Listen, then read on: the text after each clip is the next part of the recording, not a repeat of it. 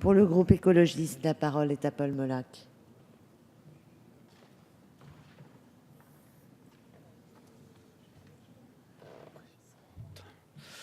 Donc, Madame la Présidente, Monsieur le garde des Sceaux, Monsieur le Président de la Commission et mes chers collègues, je suis heureux que nous puissions enfin étudier un véritable serpent de mer de la Ve République, la réforme du Conseil supérieur de la magistrature.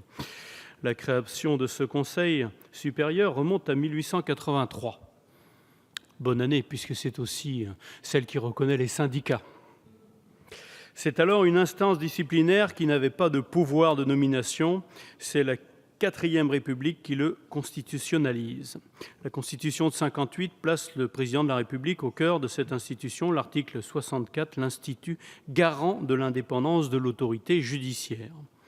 Le Conseil supérieur de la magistrature qu'il préside est réputé seulement l'assister dans cette tâche. Le président nomme d'ailleurs les 9 autres membres du Conseil supérieur de la magistrature. La première réforme constitutionnelle en 1993 va dans le sens d'une plus grande indépendance de la justice. Elle crée 2 formations, une pour le parquet, l'autre pour le siège, et pour le siège impose des avis conformes pour les nominations. Le président de la République perd l'essentiel de ses pouvoirs de nomination au détriment des magistrats élus et des présidents des 2 assemblées. En 1998, un projet de loi constitutionnelle envisage de donner au Conseil supérieur de la magistrature un avis conforme pour les nominations au parquet, mais chose inédite, le président de la République revient sur le décret de convocation du Congrès. En 2008, l'importante réforme constitutionnelle prévoit plusieurs nouvelles modifications. D'abord, le président de la République et le garde des Sceaux ne sont plus membres du Conseil supérieur de la magistrature. Le garde des Sceaux peut seulement participer au débat, mais sans droit de vote. Le justiciable se voit reconnaître le droit de saisir le Conseil supérieur de la magistrature. Enfin, le nombre des personnalités extérieures passe de 4 à 8. Les magistrats deviennent minoritaires en matière de nomination, ce qui est une particularité en Europe que nous partageons avec le seul Portugal. C'est d'ailleurs l'aspect le plus contesté de cette réforme de 2008. Malgré ces différents changements, le parquet français fait l'objet de critiques régulières de la part de la Cour européenne des droits de l'homme du fait de son manque d'indépendance. L'arrêt Moulin, on en a déjà parlé, contre la France de 2010, a ainsi souligné le parquet français n'était pas une autorité judiciaire au sens de l'article 5.3 de la Convention européenne des droits de l'homme. Si depuis 2011, le garde des Sceaux respecte les avis du Conseil supérieur de la magistrature sur les nominations au parquet, il semble indispensable de l'inscrire dans le marbre constitutionnel. Il n'est pas loin le temps où des gardes des Sceaux UMP ignoraient les avis du CSM, y compris sur des nominations importantes. Une réforme du statut du parquet qui apparaît d'autant plus nécessaire que les missions du procureur de la République se développent, comme le montre la récente adoption du projet de loi de réforme de la procédure pénale qui donne au parquet des compétences en matière de sonorisation ou de perquisition de nuit. Le parquet français est le seul parquet européen qui ait autant de pouvoir et aussi peu d'indépendance. Les interventions ou tentatives d'intervention du pouvoir exécutif dans les affaires judiciaires ont parsemé l'histoire de notre République.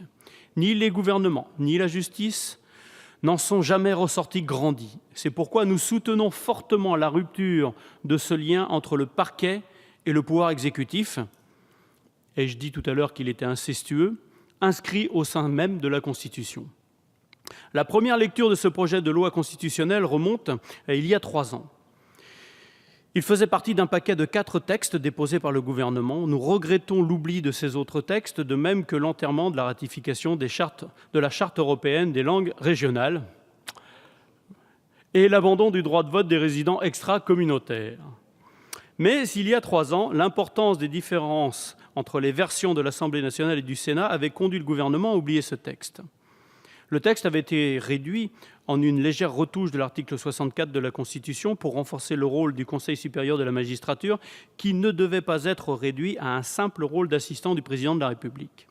Les sénateurs avaient conservé à l'article 65 le fait que les magistrats du parquet seraient dorénavant nommés sur l'avis conforme de la formation du CSM compétente à l'égard des magistrats du parquet. Ce texte avait été adopté par la droite sénatoriale alliée aux radicaux contre l'avis du gouvernement et des autres groupes de gauche. Nous regrettons qu'aujourd'hui, à front renversé, les sensibilités qui ont fait adopter cette rédaction s'y opposent aujourd'hui. Pourtant, pour aboutir à un compromis entre les deux chambres, ce texte renonce à une large partie de ses ambitions. Nous aurions souhaité, avec d'autres, un texte allant plus loin sur plusieurs points. L'objectif initial du projet de loi était en effet de renforcer l'indépendance du Conseil supérieur de la magistrature vis-à-vis des pouvoirs politiques en faisant baisser le poids des personnalités extérieures. Le but aurait été d'assurer une véritable parité entre magistrats et non-magistrats. La version initiale du projet prévoyait également de permettre l'autosaisine du Conseil supérieur de la magistrature ou sa saisine magistrat. Si le pouvoir exécutif ou un simple citoyen peuvent saisir le CSM, les magistrats sont les seuls à ne pas pouvoir le faire. Cette interdiction est absurde, incompréhensible. De plus, l'impossibilité pour le Conseil supérieur de la magistrature de s'autosaisir limite parfois fortement son champ d'action. Le Conseil, durant son dernier mandat, a ainsi renoncé à l'actualisation de son recueil des obligations déontologiques des magistrats, redoutant qu'une telle entreprise ne soit interprétée comme relevant d'une saisie d'office et donc contraire à la Constitution. Autre point oublié en chemin, mais qui nous importe particulièrement, la parité homme-femme. Si la profession de magistrat est massivement féminisée, avec 60% de magistrates, les femmes représentent actuellement moins du quart des membres du CSM. Cette inégalité est particulièrement forte parmi les magistrats élus au Conseil, puisqu'il n'y a que 2 magistrates dans la formation compétente à l'égard des magistrats du siège et aucune dans celle compétente pour le siège. Si les conditions de parité étaient définies par la loi organique, son principe doit être inscrit dans la Constitution. Nous porterons également 2 amendements sur 2 autres points qui n'étaient pas dans la version adoptée par l'Assemblée. D'une part, nous souhaitons donner un pouvoir de proposition du Conseil supérieur de la magistrature pour les nominations de certains postes de magistrats du parquet. Dans la première version, pour le siège, l'Assemblée proposait que le Conseil, outre son pouvoir de proposition pour la Cour de cassation, les premiers présidents des cours d'appel et des présidents des TGI puissent prononcer des noms pour les présidents de tribunal de première instance. De telles prérogatives devraient pour nous être données au CSM concernant les nominations pour les postes équivalents au parquet. Autre point qui fait débat en commission et qui est directement lié à ce débat sur la justice, la place des avocats dans la Constitution. Actuellement, comme l'a souligné le commentaire du Conseil constitutionnel sur la loi renseignement, si les magistrats et les membres du Parlement ont un statut dont certaines caractéristiques découlent d'exigences constitutionnelles, ce n'est pas le cas des avocats et des journalistes. Il n'y a d'ailleurs pas de droit général à l'avocat prévu dans notre Constitution, comme l'indique la décision sur la garde à vue. Il est pour nous nécessaire de prévoir une protection constitutionnelle pour le droit à l'assistance d'un avocat, comme le prévoient d'ailleurs de nombreuses constitutions étrangères. Ainsi, l'article 29 de la récente constitution tunisienne prévoit qu'un détenu a le droit de se faire représenter par un avocat. Notre Constitution protège trop peu les garanties des citoyens dans les rapports à la justice, laissant trop souvent les réformes être des conséquences des pressions exercées par le droit européen. C'est pour cette raison que nous sommes heureux que la semaine dernière, la commission des lois ait, à l'initiative de mon collègue Sergio Coronado, adopté un amendement constitutionnalisant un droit à l'avocat. Si la volonté d'aboutir à une adoption conforme met en danger cet apport important voté par la commission, je suis certain que le débat reviendra. Comme reviendront les débats sur la place du président de la République en matière d'indépendance de la justice, celui de la composition du Conseil supérieur de la magistrature ou sur la saisine. Il est en effet à craindre que les débats sur l'article 65 de la Constitution reviennent un jour.